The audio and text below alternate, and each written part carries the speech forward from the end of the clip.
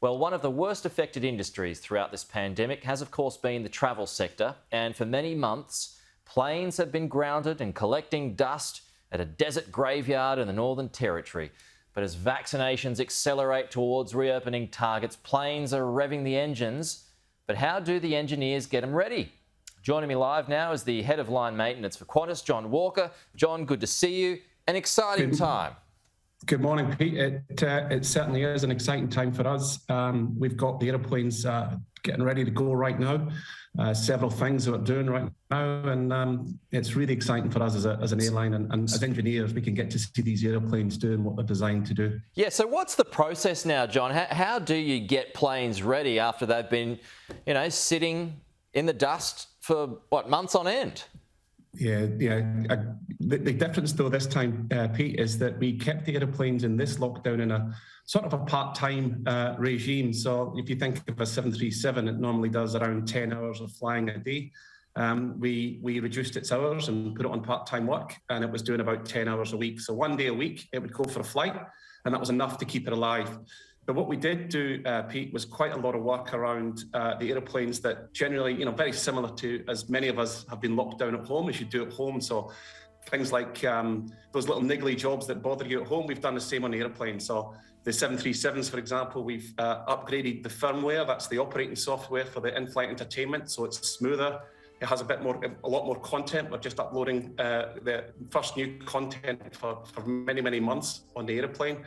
And that's the same across the entire fleet right now. And again, who doesn't like to catch up on a movie when you have a flight? No, that's right. So do you ever find unusual things, John, like, snakes in an engine or anything like that out in the desert?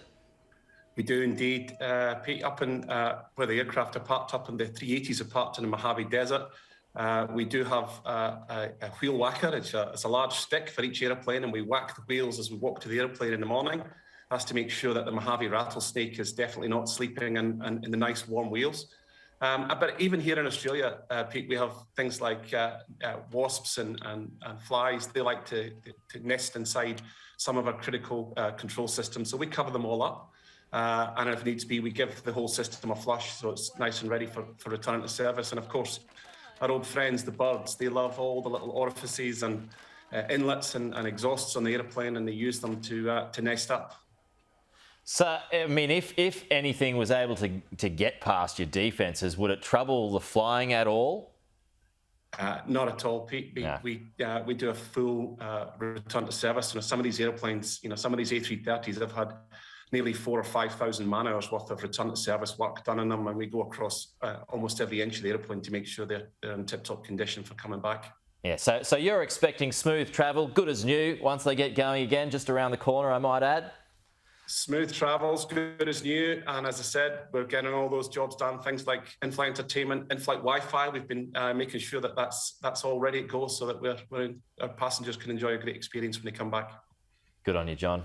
John Walker there, the head of line maintenance for Qantas, bringing us up to speed with those planes that are about to be back in the skies on a more permanent basis. And hopefully they stay that way too. Appreciate Absolutely. that. I'll talk to you soon.